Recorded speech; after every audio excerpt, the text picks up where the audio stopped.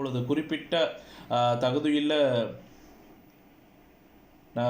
தகுதியுள்ள நண்பர்களை மட்டும்தான் வந்து பார்த்திங்கன்னா ரூ. 1000 வழங்கப்படும். அதாவது தகுதியுள்ள பெண்களுக்கு மட்டும்தான் ரூ. 1000 வழங்கப்படும்.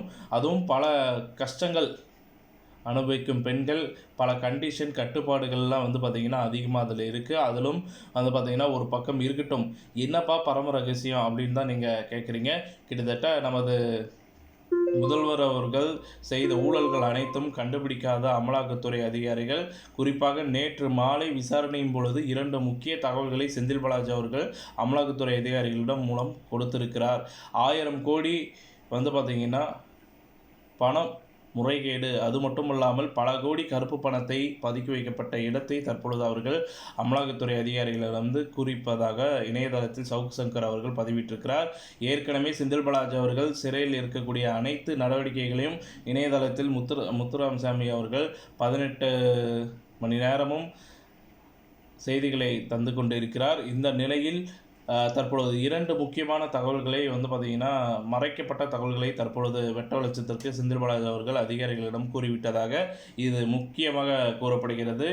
மேலும் வந்து பார்த்திங்கன்னா அவர்களை பதவியிலிருந்து நீக்குவதற்கான ஒரு வாய்ப்புகள் இருக்கிற மாதிரியும் அதுக்கான ஏற்பாடுகள் நடந்து கொண்டு இருக்கிற மாதிரியும் தகவல்கள் வெளியாகியிருக்கு.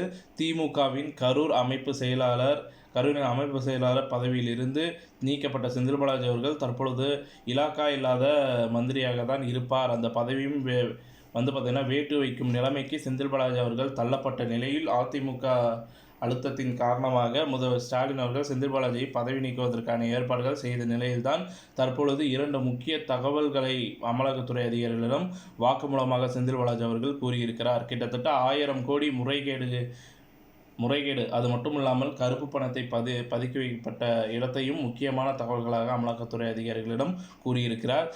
தற்பொழுது அமலாக்கத்துறை அதிகாரிகள் எப்போ வேண்டுமானாலும் அதில் வந்து பார்த்திங்கன்னா ஸ்டாலின் வீட்டில் சோதனை நடத்தப்படலாம். ஆனால் முதல்வர் ஸ்டாலின் வீட்டில் சோதனைகள் நடத்துவது அவ்வளவு சுலபம் கிடையாது.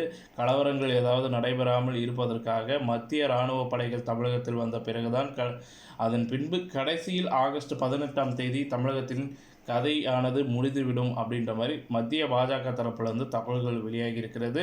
உங்களுடைய கருத்துக்கள் என்னன்றதை கமெண்ட் வாயிலாக கூறுங்கள். செந்தில் பாலாஜி அவர்கள் வழக்குகள் திசை திருப்புவதற்கான வேலைப்பாடுகள் தற்பொழுது நடந்து கொண்டிருக்கிறது அப்படின்றது சொல்லியிருக்காங்க. மேலும் வந்து பார்த்திங்கன்னா இதெல்லாம் பொய்யா அல்லது உண்மையா இருக்கலாமா அப்படின்ற மாதிரி வந்து பார்த்திங்கன்னா இணையதளத்தில் சவுக்கு சங்கர் பதிவிட்டிருக்கிறாரு. ஸோ இந்த வீடியோ பிடிச்சிருந்தால் லைக் பண்ணுங்கள், ஷேர் பண்ணுங்கள், மறக்காமல் நம்ம சேனலை சப்ஸ்கிரைப் பண்ணி பெல் ஐக்கானை கிளிக் பண்ணி வச்சுக்கோங்க. நன்றி, வணக்கம்.